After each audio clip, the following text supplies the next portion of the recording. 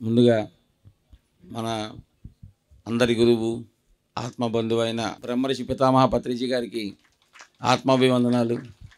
అదే రకంగా ఈ యజ్ఞానికి వచ్చిన మన ఆత్మబంధువులందరికీ కూడా నా ఆత్మ ప్రణామాలు. గురువుగారు ఒకటే చెప్పేవారు, కాళ్ళకు దండం పెడితే నా పాదాలు కాదురా నా పదాలు పట్టుకోండి అని చెప్పేవారు. అవునండి, నా పాదాలు వద్దు నా పదములు పట్టుకోండి చెప్పారండి మనందరికీ. అది ఆచరణ చేస్తే సాధనకి సులువైన మార్గము. ఆ మార్గంలో ఫస్ట్ టైము పత్రి గారు నాకు విజన్ చూపించడము, డేట్స్ నిర్ణయించడము జరిగింది. నాకు మామూలుగానే పంచాంగం తెలుసు, తిదివార నక్షత్రాలు చూడటం అలవాటు ఉండేది. అటువంటిది చిన్న పని చేయాలన్నా తిథి ఏంటి, నక్షత్రం ఏంటి, వర్జం ఉందా, దుర్ముహూర్తం ఉందా, కరణం ఉందా, యోగం ఉందా, ఇన్ని చూసుకుంటే కానీ అడుగుపడేది కాదు, చేసేవాడిని కాదు. అటువంటిది మెడిటేషన్లో ఉండగా పత్రి గారి దగ్గర కూర్చుంటే పత్రి గారు కనెక్ట్ అవ్వడం, నాకు డేట్స్ నిర్ణయించడము జరిగింది. తర్వాత తెలిసింది డేట్స్ ఓకే చేసేసాం, అనౌన్స్ చేసాం. కానీ అలవాటుగా వాసన పోదు కదా. ఇంత మెడిటేషన్లోకి వచ్చిన నాకు వచ్చిన విద్యని ఆ ముహూర్తం, దుర్ముహూర్తం, తిథి, వార, నక్షత్రం చూసుకుంటాం అనేది అలవాటు ఉంది కాబట్టి ఆ అలవాటుగా చూస్తే ఈరోజు ముక్కోటి ఏకాదశి అయింది. వామ్మో, పత్రి గారు 10వ తారీఖు పెడితే ముక్కోటి ఏకాదశి నాడు పెట్టారు. అసలు ముక్కోటి ఏకాదశి అంటే తెలుసండి? ముక్కోటి ఏకాదశి అంటే ఎవరికైనా తెలుసా? ముక్కోటి దేవతలు ఈ ఏకాదశి రోజుని, ఏకాదశి అంటే 11, అవునండి, దశమి అంటే 10, ఏకాదశి అంటే 11. ముక్కోటి ఏకాదశి అంటే ముక్కోటి దేవతలు 11 వికటియల్లో మన సృష్టికర్తని, లయకర్తని, త్రిమూర్తుల్ని 11 వికటియల్లో బ్రహ్మముహూర్తంలో ఉత్తరం గోపురంగా వెళ్ళి ఉత్తరముఖాన్ని దర్శనం చేసుకుంటారండి ముక్కోటి దేవతలు. అటువంటి ముక్కోటి ఏకాదశి రోజుని ఎప్పుడో దక్షిణ చేసిన యజ్ఞం చేసిన చోట్లో మళ్ళీ మనం ధ్యాన మహాయజ్ఞం చేస్తున్నాము అంటే మన మాస్టర్స్ అందరూ ఆ దక్షితుడితో సమానమని, అంతటి అవకాశం మనకి పత్రి సారు విజన్లో చూపించి ఈ యజ్ఞానికి శ్రీకారం చుట్టారని తర్వాత అర్థమైంది నాకు. ఇప్పుడు మీ అందరినీ చూస్తుంటే నాకు చాలా ఆనందంగా ఉంది.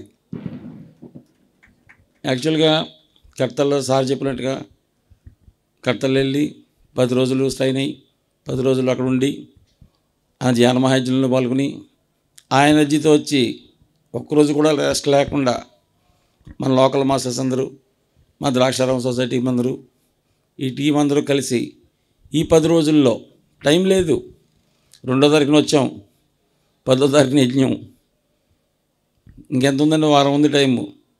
వారం రోజుల్లో అందరూ ఒక్క మాట, నా ఒక్క మాటకి వాల్యూ ఇచ్చి అందరు మాస్టర్సు మా ధ్యాన కేంద్రంలో నిత్యం 5వ తారీఖు వచ్చే క్లాస్ సభ్యులందరూ కూడా ప్రతి ఒక్కరూ తన్మందంతో వ్యవహరించి ఇంతటి యజ్ఞాన్ని చేయగలుగుతున్నాం. కాబట్టి వాళ్ళందరికీ కూడా నా కృతజ్ఞతలు. అదేవిధంగా మన పిఎంసి వారు అసలు ఆ ఎక్విప్మెంట్ తీసుకెళ్ళడమే డేంజరు. అంత ఎక్విప్మెంట్ కట్టల నుంచి వాళ్ళ ఆఫీస్కి తీసుకొచ్చి సెట్ చేసుకుని మళ్ళీ మన వర్క్ స్టార్ట్ చేసి, మీరందరూ చూసే ఉంటారు గత వారం రోజులుగా అందరికీ అడ్వర్టైజ్మెంట్స్, ఏవీస్, మా ఇంటర్వ్యూస్, వెల్కమ్లు, బయట్లు, మాస్టర్స్ అందరితోటి వెల్కమ్స్.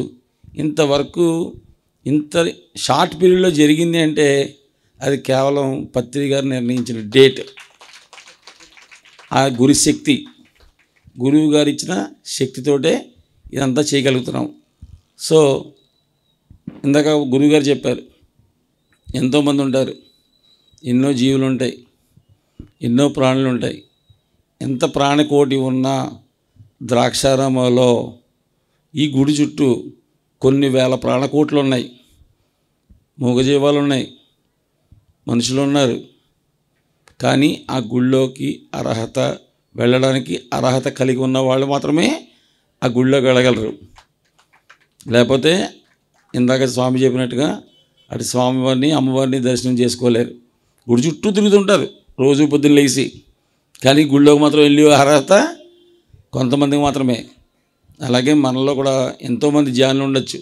ఈ యజ్ఞానికి వచ్చే అర్హత ఆ అర్హత కలిగిన వారికే స్వామి చెప్పినట్టుగా ఇందాక తక్కువ ఉన్నా పర్వాలేదు, ఎందుకంటే వాళ్ళకి అర్హత లేదు. యజ్ఞానికి వచ్చే అర్హత మామూలు శక్తి క్షేత్రం కాదు ఇది. ఇంతటి మహిమాన్విత పరిస్థితి ప్రదేశంలో ధ్యానానికి రావడం అంటే ఎన్నో జన్మల పుణ్యఫలమై ఉండాలి. స్వామి చెప్పినట్టుగా కాశీలో మోక్షం మాత్రమే, ఇక్కడ భోగము మోక్షము రెండూ ఉంటాయి.